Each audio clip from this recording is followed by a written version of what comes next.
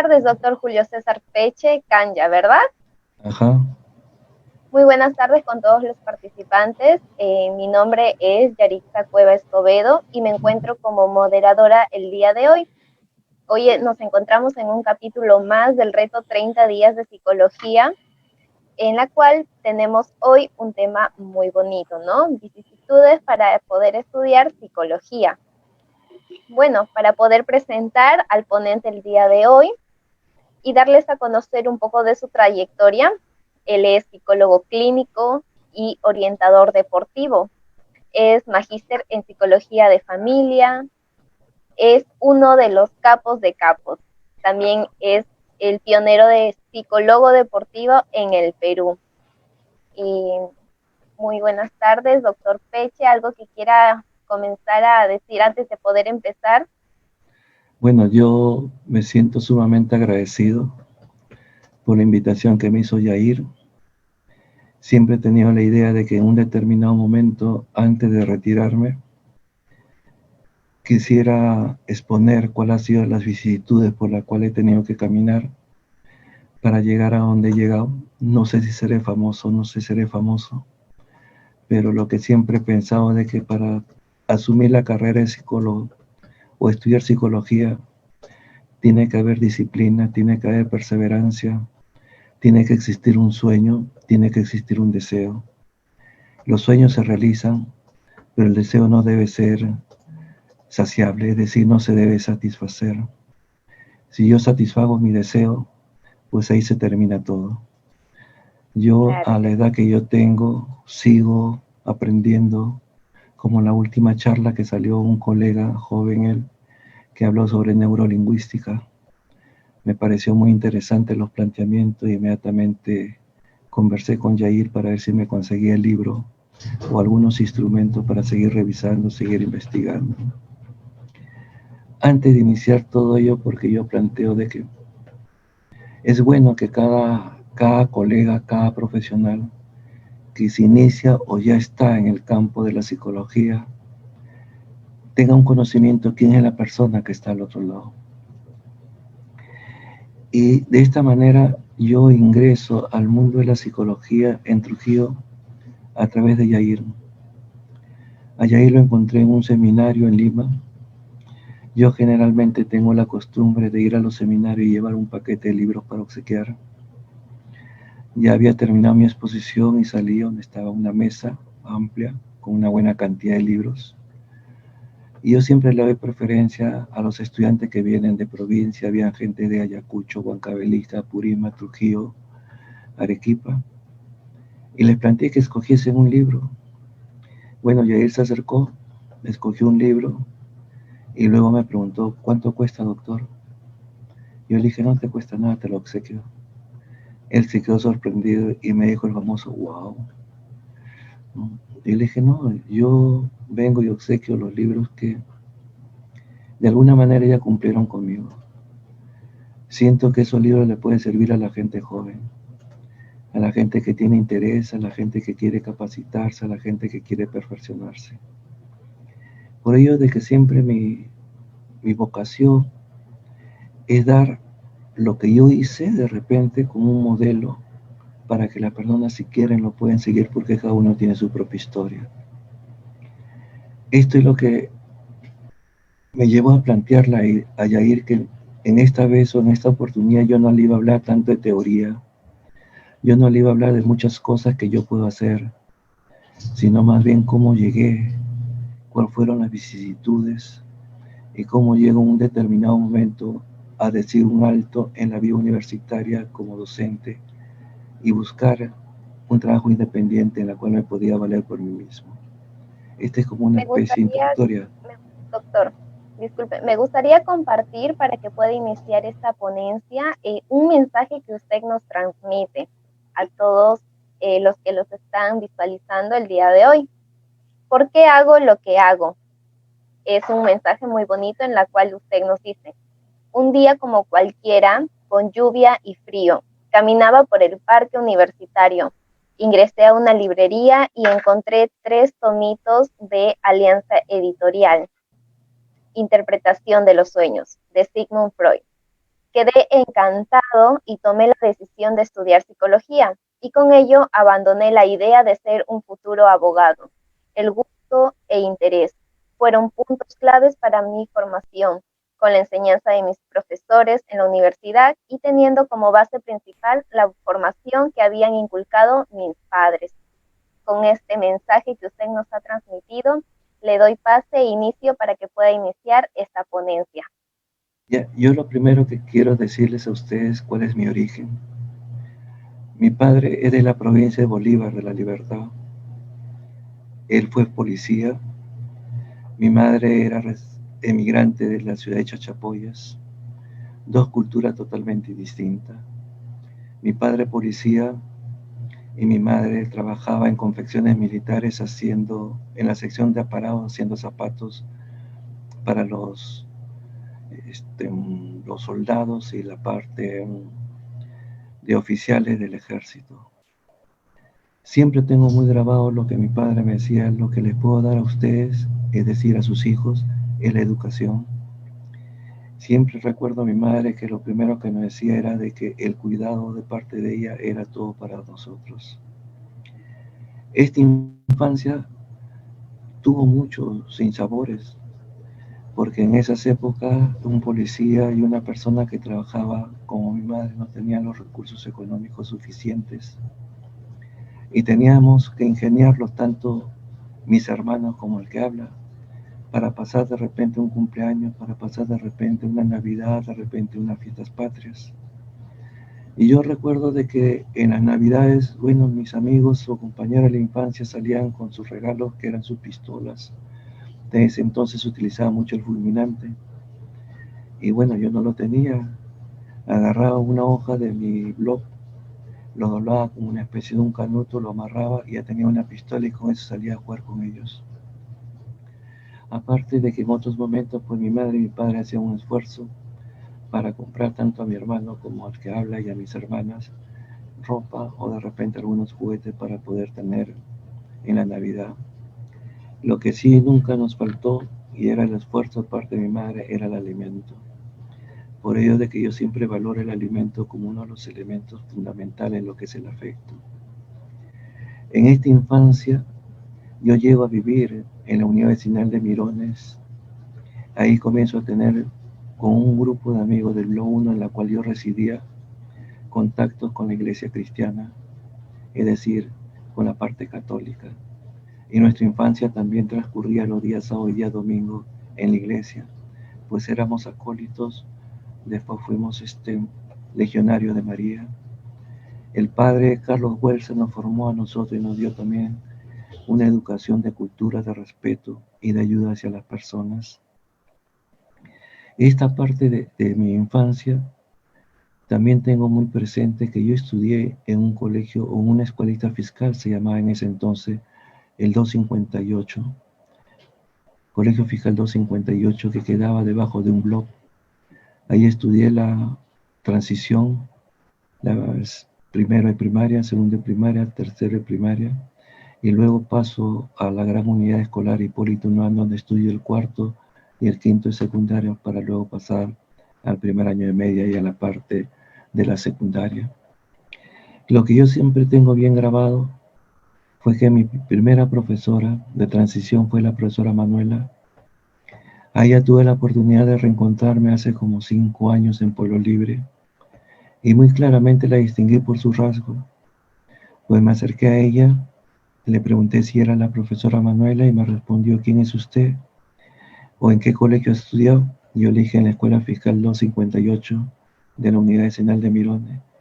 Me quedó mirando, se emocionó, le salieron lágrimas y yo le dije: profesora, yo le agradezco de lo que yo soy, se lo agradezco a usted porque me enseñó las primeras letras, las primeras vocales, el abecedario y luego la primera lectura. Y así fueron pasando una serie de hechos hasta que llegó al cuarto y al quinto de primaria y luego a la secundaria. Entonces, para pasar todo esto que es mi infancia, todo esto que fue la parte de la primaria y la secundaria, pues yo recuerdo claramente que no utilizábamos mucho las zapatillas finas como hoy en día se utiliza, sino era la zapatilla bata arriba más conocida como el Tigre de plantilla de goma. Estos momentos eran muy importantes para mí porque me iban formando, ¿no?, a través de la experiencia, por cuanto me gustaban dos cosas. Cuando mi abuelo llegaba de Bolívar a mi domicilio, todos los años, los meses de enero, él siempre llevaba una bolsita de este tamaño de hilo hechos ahí en mismo Bolívar, en la cual llevaba cancha con chicharrón, la famosa ñuña y la famosa máchica y la caña de azúcar de su chacra que él tenía. Y me gustaba siempre sentarme en el piso para escuchar todas las historias de su pueblo, y ahí me contaba la historia del Marañón, los puentes colgantes, me contaba los mitos, me contaba que en una parte de Bolívar cercana a Amazonas había una mina de sal y que ellos cada cierto tiempo iban a recoger y iban a sacar para alimentar a los animales. Y ahí fui teniendo la inclinación de tener conocimiento de todo lo que era la parte mitológica del Perú. E igualmente ocurrió de que ya, no joven, muchacho todavía, nosotros vivíamos en el Callao o íbamos a visitar la familia de mi madre en el Callao. En esos tiempos se acostumbraba a tener madrina de pila. Mi madrina era una morena, en la cual yo también me sentaba en los regazos de sus pies y me contaba todas las tradiciones de la gente morena cuando llegó al Perú.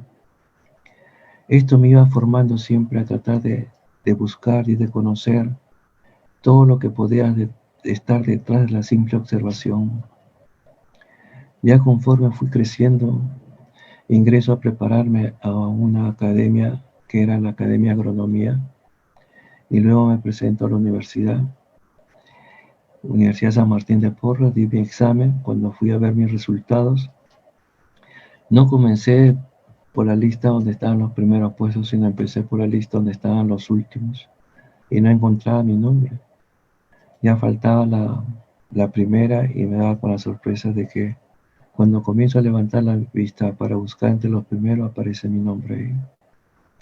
Esa fue una alegría que sentí profundamente, pero yo siempre tenía una característica: yo nunca expresaba mis emociones con mi padre o con mis padres, nunca les decía yo a ellos los logros que había conseguido.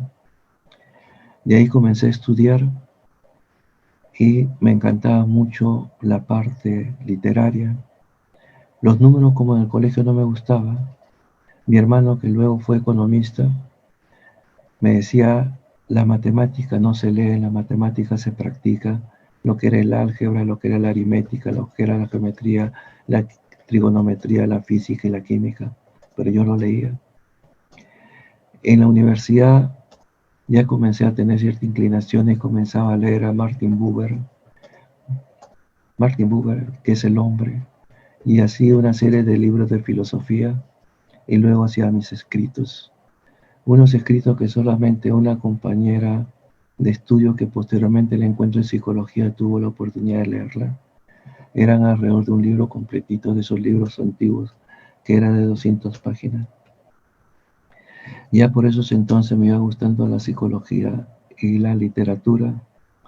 Recuerdo claramente que yo estudiaba literatura, llevaba el curso de lengua 2 en el turno de la tarde, y el profesor manifestó: aquel que haga un poema lo apruebo para todo el curso, para todo el ciclo.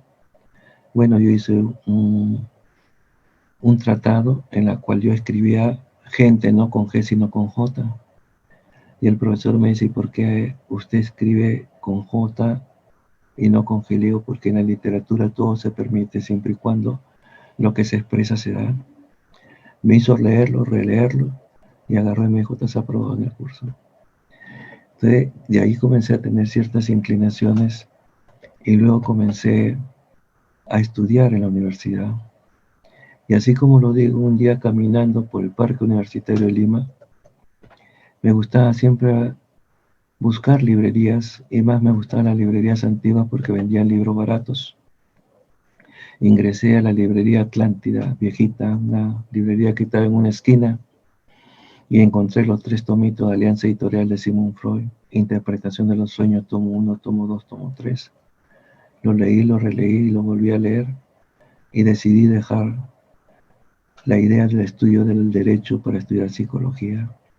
Cambié todos mis papeles, me fui a lo que en esa facultad, creo, la Facultad de Psicología, y ahí comienza mi carrera. Ya en psicología tuve un profesor, sacerdote, el Hugo Bellido, que nos enseñaba psicología social, y cuando tomaba los exámenes luego entregaba las notas. Él llamaba uno por uno para entregar las notas, sí, siempre me llamaba a mí y pedía que den votos de aplauso por la nota que sacaba. Tanto era así que cuando venían los exámenes, todos mis compañeros se sentaban alrededor mío, me quitaban mis pruebas, yo se las entregaba y yo les hacía sus exámenes también. De todas estas cosas eran importantes para mí porque iban marcando una parte de la historia de mi formación. Ya cuando comienzo a estudiar facultad, me comenzó a agradar todos los cursos de psicología, el desarrollo del niño, el desarrollo del adolescente, pero siempre tenía una inclinación hacia la búsqueda de Sigmund Freud. Tuve la oportunidad de que mi hermano, que ya era economista, me da 129 soles y me compro las obras completas en la librería del señor Mejía Vaca, a quien yo lo conocía, un señor personaje en la literatura peruana, a quien siempre yo lo visitaba y me sentaba a conversar con él y me contaba mucha historia de la vida republicana del Perú. Él me guardó mis obras completas de Alianza de Biblioteca Nueva y se la compré a él. Una vez que tuve mis obras completas, comencé a leerlos, releerlos, y prácticamente el libro paraba en mis manos siempre. O un tomo, o el segundo, o el tercer tomo, siempre lo llevaba para estar leyéndolo. Luego me comenzó y me llamaba la inquietud de saber quién fue Sigmund Freud. Y comencé a buscar todos los libros de sus biografías. Y encontré un libro de Irving Stone, Pasión del Espíritu, en la cual tenía un volumen de 450 páginas y hablaba toda la historia de Sigmund Freud, relatada como una novela. Quedé impactado e impresionado por esa obra.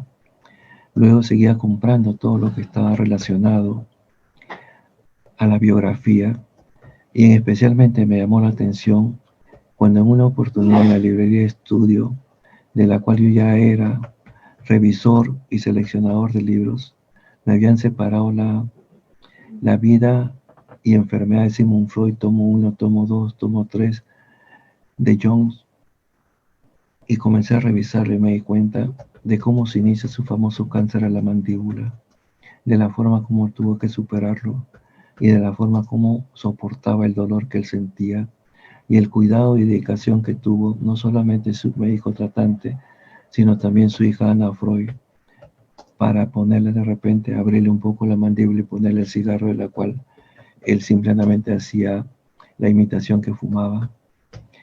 Podía entender de que Freud era una persona un ser humano muy especial. Él siempre tenía dos perritos, Dolphy y Golfy, dos perritos muy peludos que siempre estaban sentados a su costado y los quería él. Uno de los aspectos de su vida que más me impactó fue cuando, antes de fallecer, él solamente pide una aspirina para calmar su dolor. Muchas personas, y yo escuchaba por esas épocas porque siempre se cuestionaba el psicoanálisis diciendo que era anticientífico, que era producto de una persona que tenía problemas o tenía su neurosis con un origen netamente no sexual y tantas cosas. Pero cuando yo revisaba cada vez la vida de Freud, cuando yo revisaba más los artículos de Freud, cuando yo revisaba, por ejemplo, más allá del principio del placer, cuando yo revisaba los casos clínicos de Freud, en el caso de la histeria, me iba dando cuenta que esa forma, ese estilo de vida que tenía este personaje se adaptaba a mi manera de ser. Entonces comencé a inclinarme más a ello, comencé a revisar más y tuve la oportunidad de encontrarme un profesor que me enseñó técnica, entrevista, observación, el profesor Alberto Laurente. Nos enseñó bajo todo un modelo netamente dinámico y él fue prácticamente quien nos llevaba a la Universidad de San Marcos, a la Universidad Católica, a escuchar en ese entonces a los 3 psicoanalistas peruanos que habían llegado de Inglaterra, el doctor Max Hernández, el doctor Crisanto y el doctor Saúl Peña. Y así paraba de la Universidad San Martín a San Marcos y a la Católica. Como no tenía recursos económicos, tenía que agenciármelas cuando había congresos para ingresar a escucharlos a ellos o a escuchar a las personas que eran famosos en el ámbito de la psicología. Y eso me iba formando, eso iba dándole todo un sentido de aspecto educativo en mi vida. Ya cuando terminé de estudiar, tuve que hacer internado.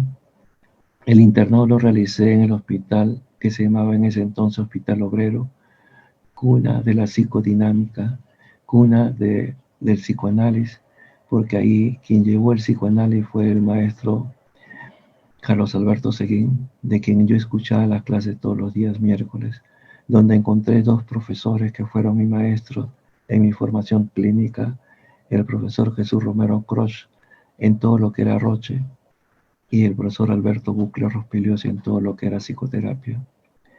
En esta formación siempre me inclinaba y conocí ahí a muchos profesionales del área clínica y cada uno muy respetado. En el área del trabajo con niños estaba la doctora Ana Llanos. En el trabajo con pacientes especiales, pacientes que tenían cuadros esquizofrénicos, estaba el doctor Romol Boslema. Estuvo también en la parte psicoanalítica el doctor Pedro Morales Paiva, ¿no? Y así habían una serie de otros profesionales que hoy en día son psicoanalistas. Con el profesor Laurente logramos constituir un grupo de estudio, tanto con Gino Cavani Grau, que ahora es un psicoterapeuta de psicoterapia sistémica. Estuvo Samuel Puerpe Coco, que es psicoanalista y reside en Bélgica, es director de un instituto de autistas. Está Héctor Lozano Pérez, una persona que se dedicó más a la parte educativa. Está Luis Morocho Vázquez, que se dedicaba también a todo lo que fue el desarrollo de una prueba parecida al Macover, que es el hombre con la pistola, algo así. Entonces constituíamos un grupo de estudios y cada uno se iba formando dentro del espacio en la cual uno encontraba las oportunidades de desarrollo personal. Por los años 1977-78 presento mi tesis para obtener mi grado de bachiller con 3 casos clínicos. Luego de haber sacado una nota probatoria alta, el director de programa, que ese entonces se llamaba el doctor Barbaimon, me ofreció ingresar a la docencia para enseñar y colaborar con el profesor Laurente en todo el curso de psicología de entrevista y en psicología dinámica. Así empieza un poco la historia de mi vida académica en la universidad.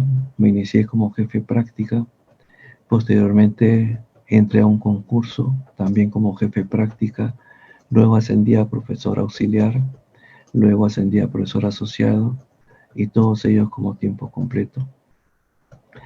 Y siempre seguía en la formación, siempre tenía la inquietud de capacitarme, de revisar, comprar la mayor cantidad de libros, revisar no solamente libros de psicología, sino también libros de literatura. Comencé a leer a García Márquez, comencé a leer a Kafka, comencé a leer a Víctor Hugo, comencé a revisar un conjunto de libros que siempre me llamaban la atención y que estaban más ligados a la parte de la psicología. Leía también libros de economía, libros de epistemología. Epistemología lo leía para refutar a aquellos detractores del psicoanálisis que hablaban de que el psicoanálisis no era ciencia.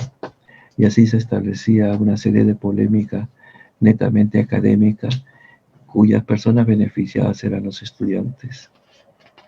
A posteriori, luego sacó mi título con una investigación niveles de angustia en estudiantes universitarios. También saqué una nota probatoria alta que me permitió seguir y continuar como docente. En este tipo de formación, pues, no es tan fácil, pues yo para agenciármela, para comprar libros, para de repente costear un poco mis pasajes, tenía que trabajar en el Estadio Nacional de ese entonces. Me pagaban ahí 15, 20 soles por día por cuidar las oficinas. Y luego al día siguiente me estaba yendo a las librerías de Girón Camaná o de la Plaza o del Parque Universitario a comprar libros. Pero siempre ha sido mi inquietud, mis libros, siempre ha sido mi inquietud tener la curiosidad de tener libros para revisarlos, de leerlos y seguir leyéndolos, como hasta ahora. Y siempre me planteaba, por esos entonces se me vino una idea en la cual, al preguntarme a una persona por qué estudiaba psicología, le dije, mire, yo estudio psicología porque no pienso ganarme la vida con la psicología. La psicología es parte de mi vida. Y ahí seguí, en este tipo de trabajo, en este arte, en esta disciplina, en la cual mi gran preocupación era ayudar a la persona como seres humanos, tratar de entender su aparato, su estructura psíquica para encontrar soluciones inmediatas a la dolencia, a los dolores internos que podía tener esta persona. Ya llegado por los años de 1993, 1991, se me viene a la mente de retirarme de la docencia. Converso con mis familiares, nos pusimos de acuerdo y me retiro. Se me venía la necesidad de sentirme cuánto podía saber de psicología. No me gustaba ser muy dependiente de las personas. Me retiro y me costó un año en la cual en una oportunidad estuve en el Estadio Nacional viendo un partido. Recuerdo que era un equipo AELU de japoneses o Nikkei, peruanos. Y en eso escucho una voz de una cabina que decía, doctor, doctor. Volteo y era un joven que había sido mi alumno en la universidad. Me invita a participar en su programa deportivo que era La Hora del Deporte. Y ahí me quedé por un espacio de 2 años. Estando con ellos, en una oportunidad juega un equipo muy famoso de Lima. Como no tengo la autorización de decirlo, prefiero mantener la reserva como también del nombre de la persona. Me acerqué al camarín, ya había escrito por esos entonces un programa que se llamaba El Deporte, una alternativa en la educación de los niños. Se lo presenté para que lo revise. Recuerdo que había ido con mi hijo, el mayor, pequeño, él, y yo le pido que me empleara en cuántos días lo podía revisar para que me haga algunas sugerencias. Bueno, al tercer día me llama por teléfono la secretaria y me comunica que querían conversar conmigo. Cuando me acerco yo al tercer día a la institución, lo primero que me comunica era si yo quería trabajar en esa institución. Y yo lo primero que le manifesté era, yo recién estoy casado, tengo mi hijo muy pequeño y la verdad que yo quería quedarme en el Perú y no emigrar. Entonces me ofrecen quedarme en dicha institución y ahí conocí a profesores que trabajaban en la categoría menores que fueron prácticamente mi maestro, que me enseñaron a entender y comprender el psiquismo del jugador. Uno de ellos fue don Alberto Gallardo, finado él, un famoso jugador de México 70. Otro jugador que ya fallecido, dirigente él, don Hugo Lobatón. Había una persona que era excepcional, que era el delegado, el señor Serafín Hidalgo. Luego está presente quien está en vida, don Fernando Mellán, y el preparador físico, el profesor Villafani. Y ahí comencé a tener mi formación todo en el ámbito deportivo. Ellos me iban preparando, tenía reuniones y conversaciones y sobremesas en la cual me explicaban la forma de cómo piensa un jugador, cómo actúa un formador, cómo vive un jugador. De ahí aparece mi primer lema: tan conforme vives, tan conforme juegas. Tan conforme es tu entrenador, es tan conforme eres tú. Un poco que trataba de comparar de cómo se tiene que establecer un vínculo entre el deportista y el entrenador, como también en la psicología clínica, cómo se tiene que establecer el vínculo de la empatía, el vínculo de la transferencia entre el paciente y el terapeuta. Y así fui trabajando hasta cerca de alrededor de 10 años, 11 años, de la cual me retiro de dicha institución y paso a otra institución muy famosa en el Perú, de la cual salimos bicampeones en el 2003-2004. En el 2000, en los años que yo estuve en la anterior, salí tricampeón 93, 94, 95. Y luego en categoría menores también salíamos campeones. Y luego logramos participar en ascensos tanto del Club Unión Guaral en el año 93, en el año 94 de Guardia Republicana y en el año 95, 94, 95, 96 fue con Alcides Vigo. y luego me tocó ascender al club Bolognesi, que él lo eliminó en su ascenso al César Vallejo, que se jugó la final en el estadio de Alianza Lima. Y bueno, así fue discurriendo todo lo que era mi experiencia. En una oportunidad, un periodista, conjuntamente con un grupo de jóvenes, me hacen esta pregunta, ¿no? ¿Cómo si yo me inclino en la parte deportiva? Entonces yo le digo, miren, yo creo de que existe una intencionalidad, y la intencionalidad está determinada por el inconsciente. Yo le voy a contar algo que a muy pocas personas se lo conté, le dije. Yo antes, para formarme y educarme y comprarme libros de psicología, yo cuidaba baños. Y los baños que cuidaba eran en el Estadio Nacional, en especial en la Tribuna Norte. Yo, muy delgado, tenía que ingeniármela para decirle a personas morenos, ellos altos, o personas con mayor músculo, decirle que tengan la gentileza de no salir con la botella de cerveza fuera del restaurante, fuera del comedor. Por la forma de cómo yo me acercaba o cómo acercaba a ellos para conversar, me aceptaban y me decían, flaco, no te preocupes, ¿no? Y así, y en otras oportunidades me mandaban a cuidar oficinas del Estadio Nacional que eran de los altos ejecutivos del IPD o de la Federación de Fútbol. Entonces yo ya tenía esa inquietud, pero aparte de ello yo también tenía una inquietud porque me gustaba jugar el fútbol. No era una persona virtuosa para jugar, pero era un centro delantero que paraba dentro del área, pelota que llegaba, pelota que entraba. Entonces todo ello me llevó a ir entendiendo de que algo de mí tenía, ¿no?, para trabajar en esta parte deportiva.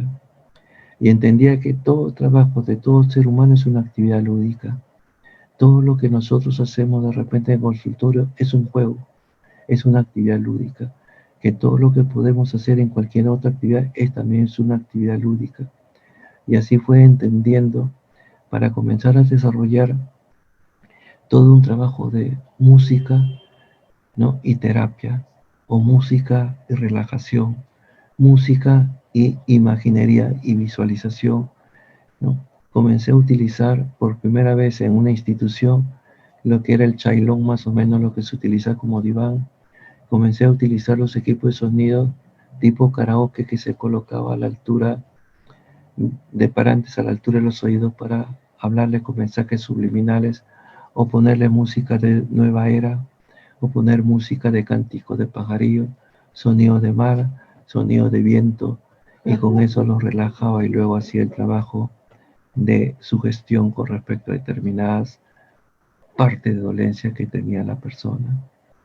Luego un día se me viene a la mente para trabajar con una persona que había sido operado de ligamentos, y se me ocurrió ponerlo porque mi oficina está rodeada de puro espejo. Entonces le digo de que me permita brindarme y seguir todo lo que yo le planteaba. Entonces le dije que cierre los ojos, le dije de que vaya escuchando lo que yo le iba diciendo, le puse una música de tranquilidad que era sonido de mar, y luego le indicaba de que con sus manos comience a acariciar la parte operada de su rodilla, ¿no? Y lo hacía en movimientos circulares, movimientos de arriba hacia abajo, de abajo hacia arriba. Y luego de un tiempo determinado le decía que trate de coger esa rodilla con sus manos para transmitirle el calor.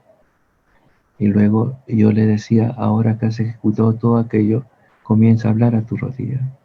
Dile solamente palabras agradables, palabras bonitas, entendiendo que tu rodilla es parte de tu pierna y tu pierna es parte de tu corporidad, y tu pierna te utiliza y te permite poder trabajar y poder jugar. Cuando yo esto se los contaba, algunos colegas me decían, tú estás haciendo gestal. Yo le decía, no, yo estoy haciendo psicoanálisis. Y me decían, ¿y por qué razón?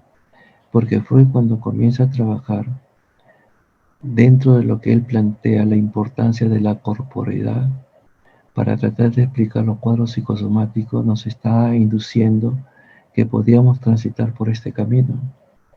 Y más aún cuando yo tenía referencia por haber revisado a todos los discípulos de Freud y a todas aquellas personas que se separaron del pensamiento psicoanalítico para formar su propio pensamiento. Muchos de ellos habían tenido formación freudiana. Entonces yo seguía siempre con mis ideas de creatividad y siempre llegaban a mis manos jugadores que de repente no podían ser rehabilitados en la parte física y se trabajaba en la parte mental y se lograban recuperaciones importantísimas. De ahí comencé a considerar de cuán importante es la parte de la mente, cuán importante es trabajar la mente, cuán importante es mantener que la mente se encuentre tranquila para poder lograr niveles de recuperación. De ahí comencé a plantear, de la misma manera como se considera en la parte clínica, que por un exceso de cuidado se produce una lesión, por un exceso de cuidados uno se enferma, por un exceso de descuido uno también se enferma. Entonces me planteaba, ¿y cómo debe ser el cuidado de una manera moderada? En todo este proceso se me viene a la mente de cómo podía hacer una evaluación, tanto en la parte clínica como en la parte deportiva. Y se me viene a la mente lo que hoy en día siempre hablo de los horarios. El horario de alimentación, el horario de evacuación y el horario de sueño. Que si uno mantiene los horarios de una manera ordenada, esa persona va a tener la suficiente confianza y la suficiente autoconfianza para realizar todas las actividades, sean deportivas como sean laborales. Y trataba de explicar muchas veces, por decir, que aquellas personas que no pueden dormir, pero dormir en el buen sentido de la palabra, en la cual el cuerpo descansa, al día siguiente se despertaban con dolores de cuello, con dolores de espalda, dolores musculares de brazos, dolores gemelos y de muslo. Entonces, un deportista, una persona que tiene que realizar una actividad laboral, no puede tener ese tipo de malestares por cualquier movimiento se puede producir. Si son problemas netamente de espalda, se puede aparecer la ciática o la lumbalgia. Este es como ejemplo. Luego trataba de explicarle a las personas de cuán importante eran los horarios de alimentación, el horario de tomar desayuno, de tomar el almuerzo y la cena, y que cada uno se tenía que cumplir, que de repente se podía alterar por el trabajo que uno puede realizar, pero nuevamente se tenía que entrar a la normalidad. Y que yo les planteaba que no se podía concebir que una persona pueda ir a hacer una actividad laboral sin tomar desayuno, porque a una hora determinada comienzan a sonar los ácidos, y que no se puede engañar al estómago simplemente con galleta o con agua. Luego, a posteriori, leí un artículo de un profesional inglés, no en el campo de la psicología, ni tampoco en el campo de la neurología, en el campo de la psiquiatría, quien decía que el ser humano tiene dos cerebros, un cerebro que está ubicado en la cabeza y otro que está ubicado en el estómago. Y que muchas veces lo que ocurre en el estómago altera la cabeza y lo que ocurre en la cabeza altera en el estómago. Y que siempre están íntimamente relacionados. Entonces comencé a entender ahí por qué algunos jugadores, algunas personas tenían úlceras, tenían acideces, tenían gastritis, tenían dolores estomacales. Y luego el horario de las evacuaciones, que yo lo consideraba un aspecto muy importante, que todo ser humano cuando descansa, cuando duerme, está eliminando toxinas y que de alguna manera tenía que eliminarlo apenas se despertarse. Yo les preguntaba, ¿qué es lo que hacen ustedes a la hora que se despiertan? Uno decía, bueno, me despierto, pero como hace frío, de repente, como todavía no tengo ganas, sigo metido en la cama. Bueno, una vez que tú te has levantado, ¿qué haces? Bueno, hago lo de costumbre. Me levanto y me voy a caminar. ¿Hacia dónde? Bueno, hacia el baño. Pero ustedes han visto qué cosa es lo que hacen las aves, qué cosa es lo que hace de repente un canario, un jilguero que está en su jaula, de repente ustedes han visto qué es lo que hace un ave de corral, llámese un gallo, una gallina. Me decían, ¿no? Bueno, el ave como ave, cuando duerme, duerme con el pico metido en la ala. Tiene el calor y cuando se despierta comienza a aletear para botar todo el calor del cuerpo. Nosotros somos seres humanos, pero no tenemos el hábito de eliminar y botar el calor corporal, de estirar los brazos, de estirar la pierna. Y bueno, prosigamos, ¿qué es lo que hacen luego? Bueno, vamos al baño, nos duchamos, luego nos cepillamos los dientes y luego vamos a tomar desayuno y luego vamos a hacer nuestras actividades. Y le digo, ¿y en qué momento miccionan así? Miccionamos, ¿y en qué momento hacen sus necesidades? Bueno, hay veces yo hago, hay veces no lo hago. Bueno, entonces yo le trataba de explicar que toda persona tiene que eliminar la toxina a través de las heces y que no se elimina aquello, trae consigo que el cuerpo se sienta pesado y más aún si la persona tiene acostumbrado o ha hecho como hábito defecar en las tardes, que es después de tomar sus alimentos, se acumula lo del día anterior a lo de ahora, ¿no? Y yo le decía, seguro que ustedes cada vez que van al retrete se van con su cigarro a escondidas para que no lo vean los entrenadores, se van de repente con su libro, se van con su revista o de repente se van con un radio para escuchar música. Y no se demoran ni 5 ni 10, sino se demoran media hora o 45 minutos. Te decía, imagínense ustedes, en el transcurso que ustedes no hacen sus necesidades fecales, yo le voy a decir que ustedes son los estreñidos. Un estreñido se caracteriza por estar pesado, por estar aletargado, por estar malhumorado, por estar irritado, porque todo le incomoda. De la misma manera como existe el estreñido, existe la otra persona, que es el que constantemente está con diarrea. Es más impulsivo, es explosivo. Entonces, ¿cómo se tiene que regular todo aquello? Pues yo le recomendaba, es bueno que ustedes vayan y conversen con el médico o conversen con la nutricionista para que le regule su aparato digestivo, dándoles alimentos que tengan fibra y en el caso de ustedes que tienen el estómago flojo, le dé otro tipo de alimentación. La gente se quedaba sorprendido por lo que yo les planteaba porque pensaban de que no tenía nada que ver con el aspecto psicológico. Yo les decía, el día que tú logres regular tu aparato digestivo, aparecerá la sonrisa en tu rostro, te sentirás contento y tu manera de pensar va a ser positiva y no negativa. El día que tú puedas descansar tranquilo, dormir tranquilo y levantarte tranquilo, con ganas de realizar un conjunto de actividades, siempre va a aparecer una sonrisa. Y de ahí apareció otro lema que se me vino a la mente, que era, por un día feliz, una sonrisa y una flor. Y la gente pensaba, pues, que todas estas cosas eran descabelladas. Yo le decía, no, un día feliz es un día en el cual va uno a transcurrir a hacer un conjunto de actividades que son de su agrado.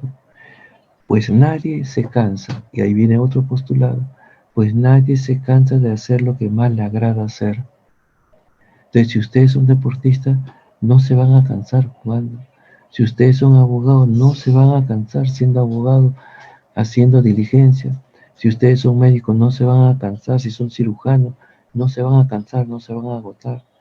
Aparecerá el agotamiento el día en que ustedes se aburran, el día en que su actividad sea monótona. Ahí vengan a buscarme a mí para encontrar cuál es el origen y cuál es la causa y cuál sería la explicación de todo lo que les está ocurriendo.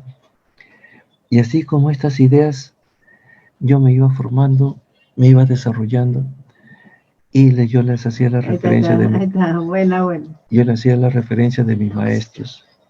Mi maestro, en una oportunidad, don Alberto Gallardo, me dijo, doctor, ya es hora que usted salga a la palestra, ya es hora que no siga trabajando con perfil bajo, ya es hora de que usted salga y exponga todo lo que usted sabe. Y yo le respondía, don Alberto, me da vergüenza, maestro, me da vergüenza. Entonces él me decía, doctor, nosotros sabemos cuánto vale usted sabe cuánto vale usted, salga y converse. Y por esa motivación que me dio el profe Alberto por los años de 1999, comencé a aceptar algunas entrevistas de algunas personas que eran conocidos y eran respetables en el ámbito, no solamente del deporte, sino también en el ámbito de la psicología clínica. Y así me fui formando, así fui creciendo y hoy día me siento la persona tremendamente agradecido de haber encontrado personas que siempre me formaron, personas que siempre dieron sus conocimientos sin mezquindades y yo trato de retribuir en mi vida hoy en día. No soy mezquino. Cuando un grupo de estudiantes me solicita para hacer una entrevista, pues acepto. Cuando un grupo de estudiantes me invita para ir a su universidad para hablar, sobre lo que yo sé, sobre lo que yo hago, o para contar un poco mi historia bibliográfica que pueda permitir de que con puntualidad, con orden, con disciplina se puede llegar a cristalizar el sueño y que el deseo siga siendo inacible porque uno tiene que seguir formándose, seguir formándose, seguir formándose. Lo hago con gusto, porque eso me nace, porque eso aprendí, porque eso me enseñaron, porque eso me dieron.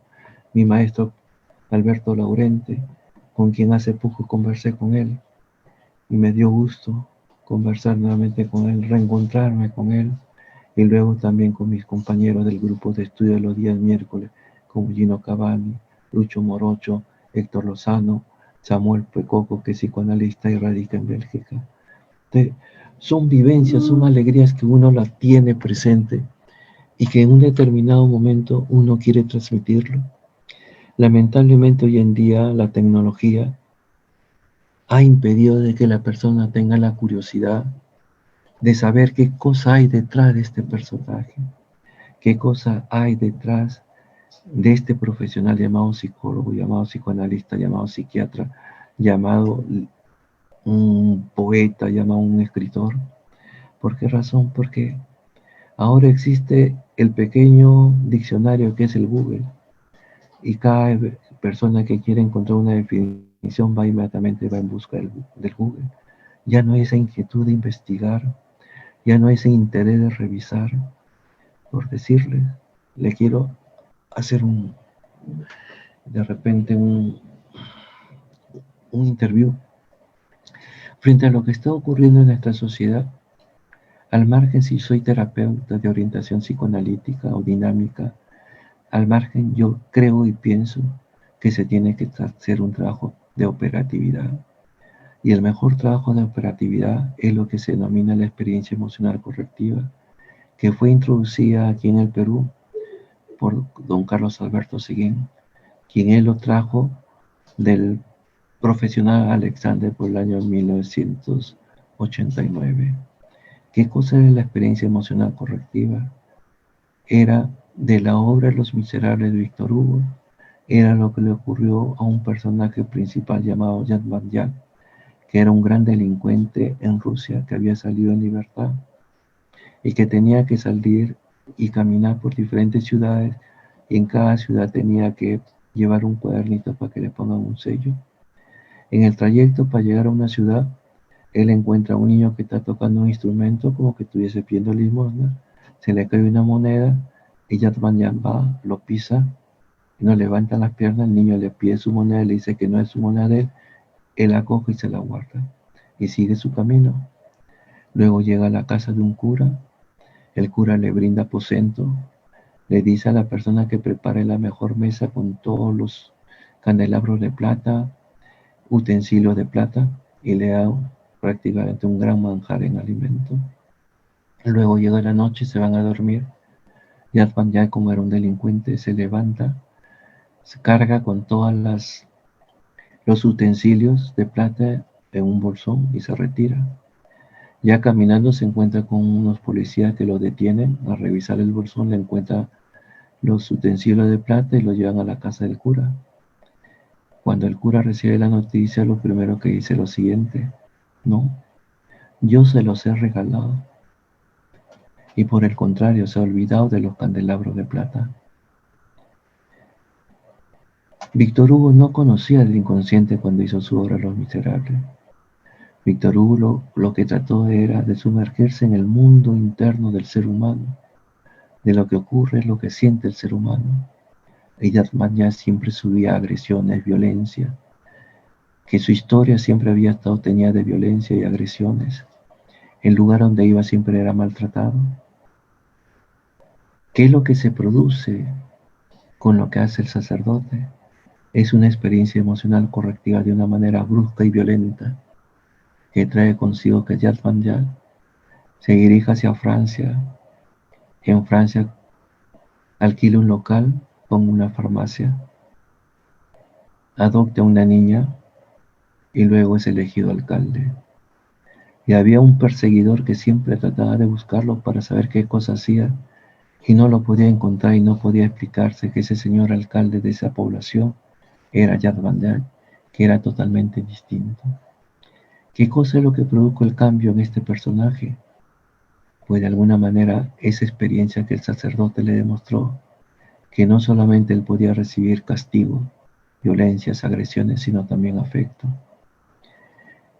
Todo esto, esta formulación que se me vino a la mente en un determinado momento, lo aplico cuando me buscan personas que están viviendo situaciones de depresión, angustia, desesperación por el famoso coronavirus. Y que sí, logro cambios, pero toda persona que está en el ámbito de la psicología tiene que saber escuchar, tiene que saber entender qué cosa es lo que la otra persona le está comunicando, partiendo de un hecho. Todos nosotros los seres humanos tenemos una gran necesidad de hablar, sí. Todos nosotros los seres humanos tenemos la necesidad de que nos escuche, sí. Todos nosotros los seres humanos tenemos una necesidad que nos presten atención, sí. Si uno sabe ello, tenga la seguridad que le están brindando espacio de sanidad al paciente y que luego puedan reconstruir paulatinamente su estructura psíquica, sí. Es como que yo les diga a ustedes, si en mi vida no se me había cruzado de repente caminar un día de lluvia y de frío por el parque universitario, tengan la seguridad que en estos momentos yo sería abogado, porque me gustaba el derecho.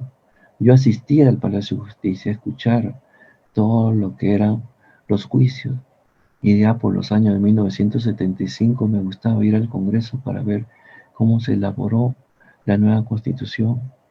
Yo me gustaba mucho el derecho, y tanto es así que un profesor me dice, flaco, ¿tú qué cosa quieres ser dentro del derecho? Y le decía, yo quiero ser penalista. Y si eres penalista y tienes un cliente que ha cometido un robo, no, ¿qué cosa harías tú? Bueno, yo lo único que haría era pedir que le rebajen su condena, porque era delinquido. Entonces agarraba y me decía, muy bien, flaco, tú sabes pensar.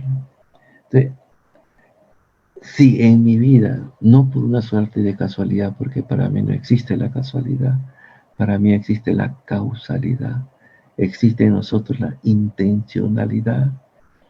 Yo de repente puedo darme cuenta de que están escuchando esta charla 10, 12, 13 personas, porque consideran que esto no es importante, porque ellos quieren y de repente que se siente aquí el profesional y le diga todo lo que hace para tomar notas o tomar fotografía y luego copiar.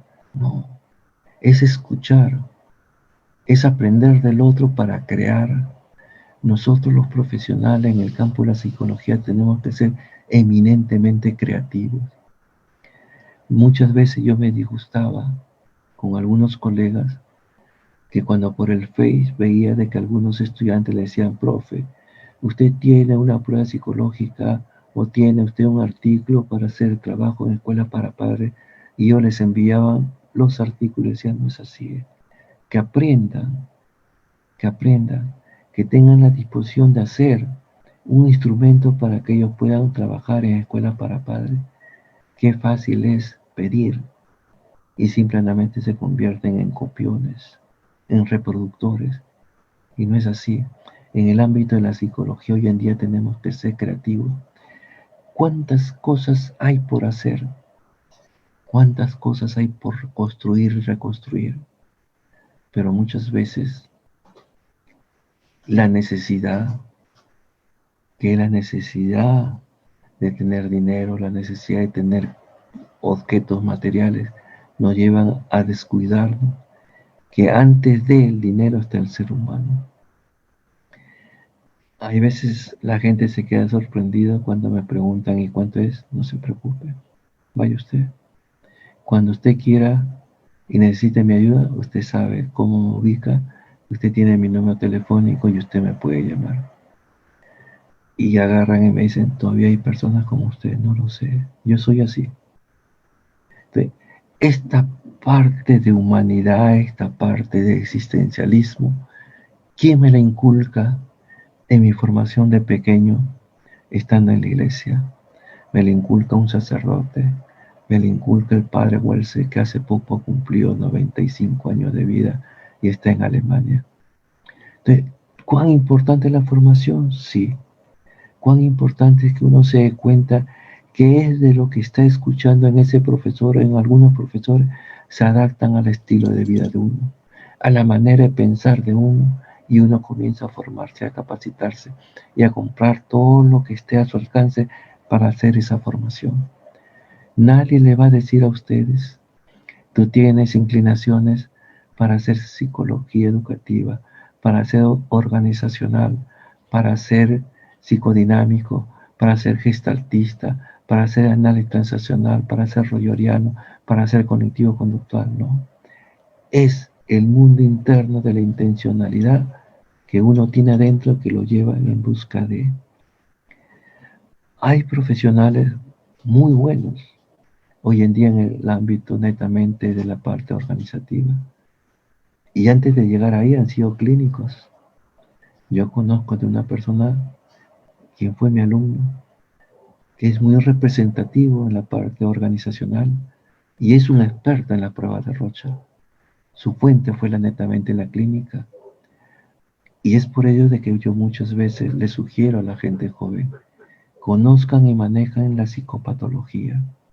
Si ustedes conocen la psicopatología, en cualquier ámbito ustedes se pueden dar cuenta a través de su escucha frente a qué estructura de personalidad se encuentran ustedes y cómo tienen que abordarlo y cómo tienen que trabajar.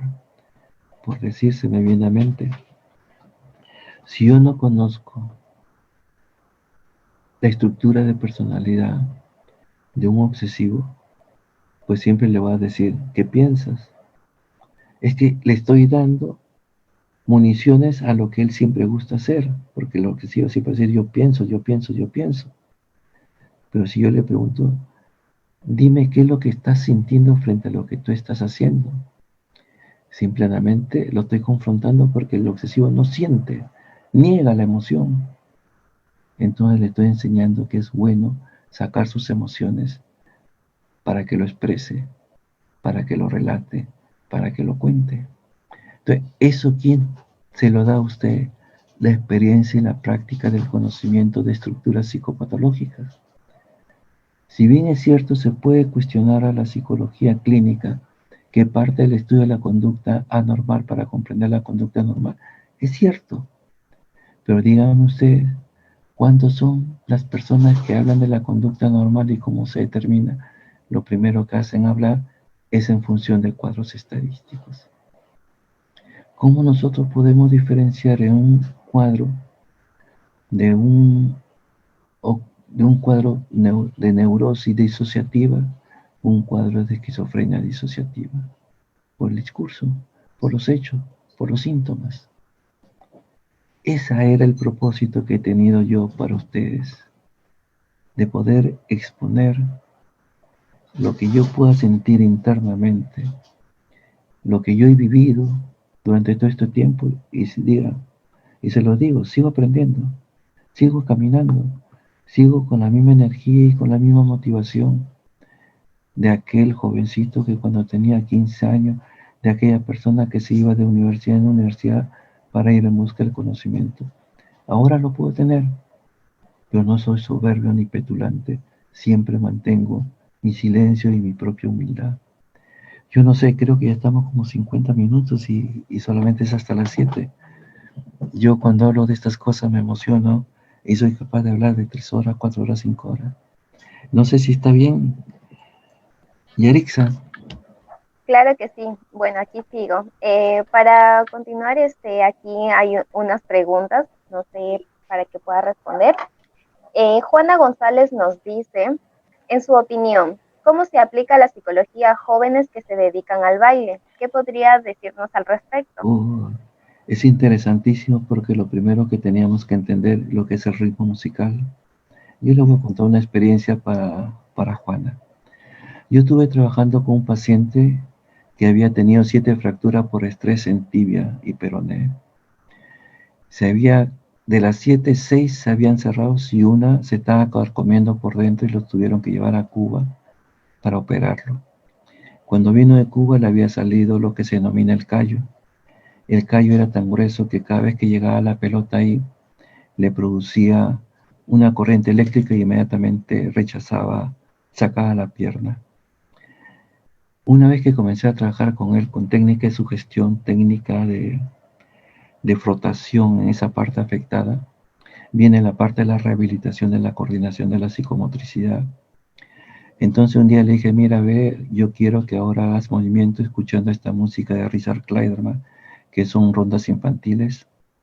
Le puse y él se puso frente a un espejo que está frente a él y otro espejo que está detrás de él, y no podía moverse. Él me decía, doctor, no puedo. Entonces agarré, como yo tenía cantidad de cassettes y cantidad de música, le puse música de tambores africanos. Apenas le escuchó, su cuerpo comenzó a vibrar, las piernas comenzaron a vibrar y comenzó a mover sus piernas. Le dije, mírate en el espejo, ¿cómo estás moviendo? Profe, ¿verdad, no? Doctor, ¿verdad, verdad, no? ¿Y por qué? Es que en esencia lleva la música de tu cuerpo. Cuando ustedes me hacen la pregunta de cómo se puede trabajar, déjenlo que trabaje. La música está incorporada en el cuerpo. Como cuando yo le digo, el espacio lúdico está incorporado en el psiquismo de la persona. Aquella persona que dice que no juega es mentira. Está jugando porque tiene su espacio incorporado. Aquella persona que niega es la persona que de repente no hace nada. Entonces yo le diría a Juana, si tú tienes una inquietud de trabajar con personas con música, hazlo. Pone música de Richard Clayderman, música en piano, música de cántico de pajarito y que te véndale los ojos y dile que incorporen la música y que hagan lo que ellos deseen con su cuerpo. Ten la seguridad que van a ser eminentemente creativos, porque lo que se está aplicando ahí es lo que hoy en día se llama la técnica de la visualización o la técnica de la imaginería. No sé si satisface la respuesta, Juana.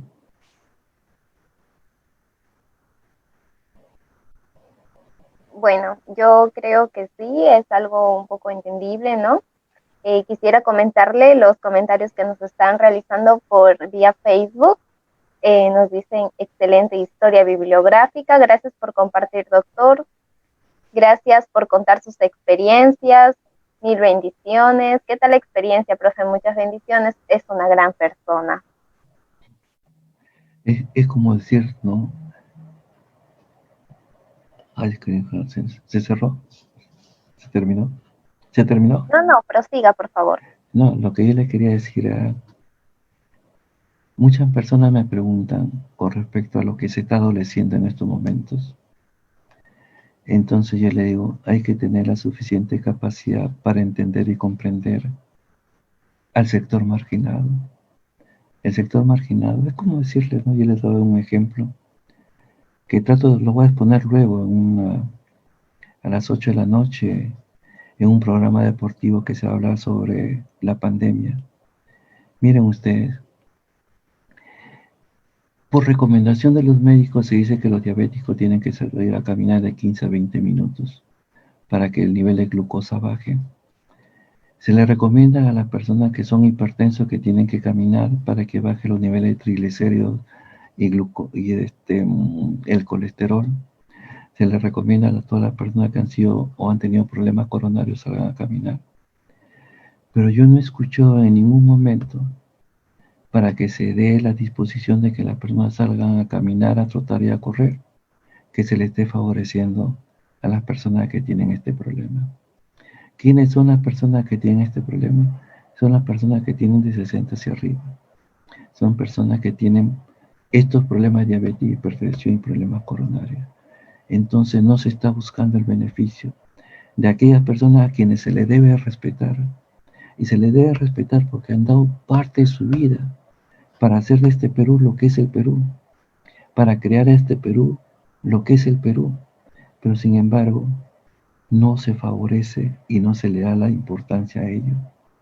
Y hay veces yo me siento tremendamente incómodo lo que ocurrió hace poco en una entrevista que hace el presidente y le da la palabra a la ministra de Economía y dice lo siguiente: a las personas que son pudientes deben pagar los recibos de Movistar porque dicha empresa le da trabajo a la gente joven. Inmediatamente salió mi rebeldía social y dije que si esto está diciendo la ministra, ¿por qué no le dice a esa empresa que pague los 170 millones de soles que le debe a la SUNAT para que nuestro Perú pueda construir hospitales pueda construir colegios, pueda pagar bien a los profesores, a los médicos, a los policías. Entonces sigo pensando, como decía Freud en una de sus obras, los de arriba y los de abajo. No sé si me emociona con estas cosas sociales a mí. Disculpen más bien, ¿eh?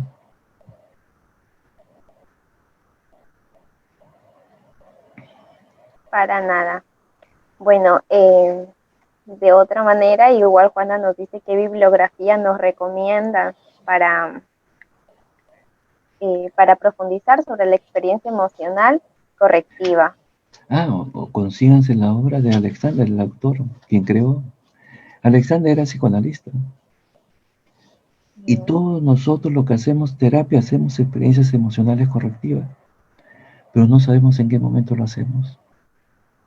Si nosotros nos damos cuenta que estamos haciendo una experiencia emocional correctiva en un determinado momento, al estilo de como lo planteaba Víctor Hugo en su obra Los Miserables, perfecto. Mira, hay un pasaje de la Biblia que todos nosotros en Semana Santa, cuando vemos vida de pasión del Señor Jesucristo, lo vemos. María Magdalena tenía un rótulo en esa época.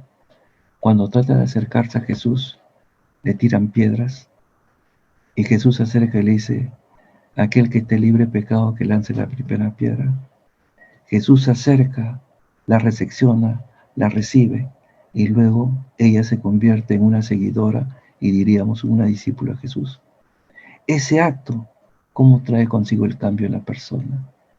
Si ustedes le prestan atención a una persona que puede estar viviendo una problemática de coronavirus por familiares, la escuchan, no la cuestionan, no la critica, sino que la escucha y luego hacen una recopilación de qué cosa es lo que tendría que hacer ella para evitar ser contagiada.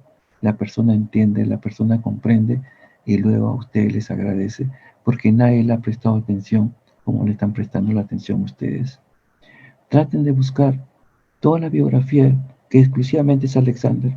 Traten de buscar los escritos que hace Carlos Alberto Seguín y están muy baratos los libros en la ciudad, en la Facultad de Medicina de San Marcos.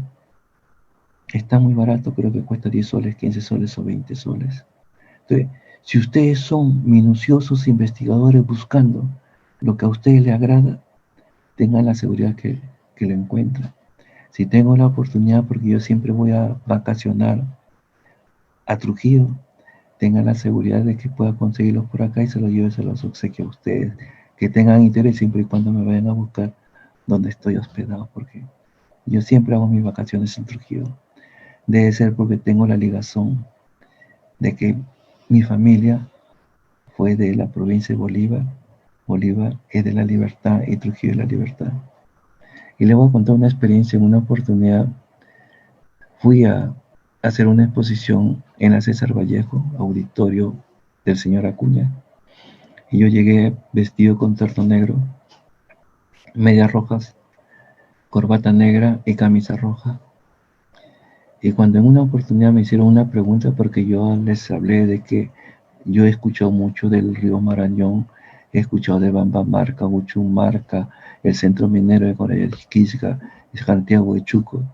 Preguntaban y creían que yo era de aquellos lugares. Dije, no, yo no soy.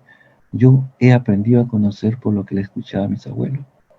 Y he aprendido a saber que el ave típica de la libertad es el huanchaco, ave de pluma negra y de pecho rojo, más conocido también como peche. Entonces mi apellido Peche tiene una significatividad de un ave tradicional. ¿Y cómo fui vestido?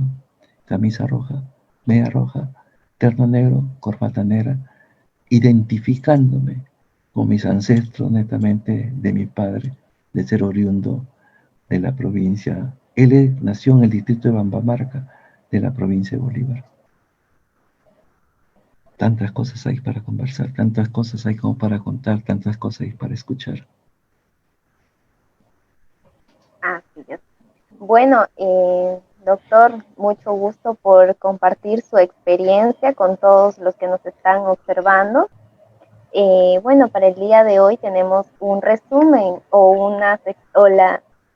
aquellas ideas principales que usted nos ha brindado frente al tema que ha expuesto. Yair ya lo proyectó, entonces vamos a dar un resumen para que puedan comprender. A ver, como primer punto es lo que se expresa, se da. Esto es lo que usted nos refería frente a la literatura, ¿no?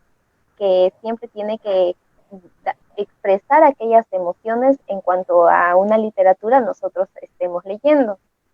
Y por otra parte, de que la obra de Sigmund Freud fue una de las obras que a usted le inspiró para poder estudiar la psicología y luego de ello poder Mira, implementar. disculpa que te interrumpa, me ha venido a la mente que uno de los recuerdos que yo tengo muy presente cuando era muy pequeño, de repente 7 años, 8 años, mi padre era policía y trabajaba en aquel lugar donde se ha construido el Hotel Sheraton y todos sus alrededores, todo eran bosques, y dentro de ello había una estación de policía. Mi padre trabajaba en esos entonces como administrativo, policía administrativo. Me había llevado y yo estaba jugando por unas escaleritas con piedras, y en eso observo que un señor gordo, él, de varios galones, le comienza a gritar a mi padre. Yo veo aquello, me aproximo y le meto una patada en la canilla al señor. Y luego mi padre me aparta y luego mi padre me dice, no, eso no puedes hacer porque en las instituciones militares se tiene que respetar al superior. Y yo le digo, pero padre, te está faltando el respeto, te está gritando. Sí, pero tienes que aprender a respetar a la autoridad. Ese es uno de los recuerdos que ahorita se me ha venido a mente con respecto a la interpretación de los sueños. Claro, bueno, si bien es cierto, Sigmund Freud tiene muchas obras, pero el encontrar usted estos 3 tomos de esta obra fue aquello que le inspiró a seguir investigando más sobre el tema. Y luego ya usted, ya cuando estudió psicología o terminó, empezó a continuar con la literatura frente a economía, epistemología, comenzó también a leer a Gabriel García Márquez, es lo que nos manifestaba hace un momento, ¿no? Y bueno, un punto más, culminó su carrera con la investigación niveles de ansiedad en universitarios, lo que le permitió ejercer en docencia. Es una investigación, pues, la que le permitió finalizar esta carrera hermosa de psicología. Por otra parte, existe una intencionalidad la cual está determinada por el inconsciente, ¿no? Todo lo Mira, que hacemos, esto pero es importante porque cuando yo enseñaba psicología dinámica y yo le ponía el ejemplo a los alumnos, les decía, ¿no? Supongamos que usted está en una mesa, están sus hermanos, pero ustedes han tenido un problema con un hermano y la mamá le pide la colaboración para llevar los platos para atender a cada uno de sus hermanos. Pero con la persona con quien usted ha tenido un problema, en el momento en que se está acercando para ponerle, siente como que se le resbala el plato y le mancha el pantalón con la cual tiene que salir a la calle. Y usted lo primero que dice, disculpe, y le decía, disculpa, no, verdura, es intencionalidad inconsciente en la cual usted está castigando por las agresiones que su hermano le ha hecho. claro, si bien es cierto, hay cosas pues que inconscientemente realizamos, pero todo tiene pues una intencionalidad, así nos manifestaba tal cual está ahí. Y finalizando por un día feliz, una sonrisa, una flor. Es una frase que se le vino a la mente, expresó hace un tiempo en una determinada situación. Sí, yo siempre cuando me despido de una persona siempre le digo, por un día feliz, una sonrisa y una flor. Hoy en día, porque no se puede decir que estamos felices, le digo por una sonrisa y con un día nuevo, totalmente distinto al de ayer, porque nos podemos dar un abrazo, porque el abrazo ahora es contaminación, pero sí podemos dar una sonrisa de lejos que le brinde tranquilidad y calma a la otra persona. Es como la sonrisa que estoy viendo en usted, que es una sonrisa que transmite calma, tranquilidad y por lo menos se siente complacida y contenta de haber escuchado esta biografía de esta persona humilde, que si lo ha hecho no lo hago con la finalidad de vanaglorearme, sino simplemente decirle a ustedes, gente joven, si ustedes quieren ser excelentes profesionales, tienen que aprender a caminar. Y para aprender a caminar tienen que aprender a gatear. Y luego caminar tienen que aprender a correr. Y luego tienen que aprender a limpiar el camino de un conjunto de obstáculos que se les presenta. Una vez que han hecho ello, tengan la seguridad que la sonrisa va a ser siempre perenne en ustedes, la gente joven. Así es. Muy bien, doctor Julio Peche, ha sido un gusto poder escucharlo. Educación psicológica siempre impone temas muy importantes. El día de hoy creo que es uno muy bonito por el cual nos da a conocer aquello que me inspira para poder estudiar esta carrera, ¿no? Creo que es lo principal, o todos los oyentes que tienen esta carrera. ¿Algún contacto donde podamos ubicarlo a usted, por favor, nos puede brindar? Mire, el único contacto, porque yo siempre tengo cierto, le digo, ¿no? Yo soy una persona muy, digamos, muy especial. Cuando a mí me preguntan y me dicen, ¿cómo lo podemos contactar? Le digo, ustedes pueden entrar al Facebook, ahí escribo y ahí tengo cantidad de notas. Si ustedes tienen interés de contactarme, ingresen por ahí, tengan la seguridad que yo las acepto, tengan la seguridad de cualquier consulta que quieran hacer, se los hago por ahí. No me gusta ni siquiera repartir tarjetitas, ¿no? Siempre me he visto siempre con un perfil bajo y de eso le puede dar fe a Yair. Yair me conoció así, Yair sabe cómo soy y muchas personas que son de Trujillo también me conocen así, me dicen que soy una persona muy sencilla, muy humilde y me parece que soy de la provincia de Bolívar, de Bambamar, Cuchumarca, cuando soy chalaco de corazón y de nacimiento. Muy bien, entonces para los que puedan ubicar al doctor, está en Facebook como Julio César Peche Peche Cambio. Canya. O por otro lado, por el medio de la página de educación psicológica y Yair les estará brindando la información. Bueno, creo que por hoy sería todo. Mi nombre es Yarixa Cueva y estuve como moderadora el día de hoy. Mañana nos encontramos con otro capítulo del reto 30 días en psicología. Con todos ustedes, muy buenas noches. Yair, te doy el pase por si deseas agregar algo más o poder culminar con...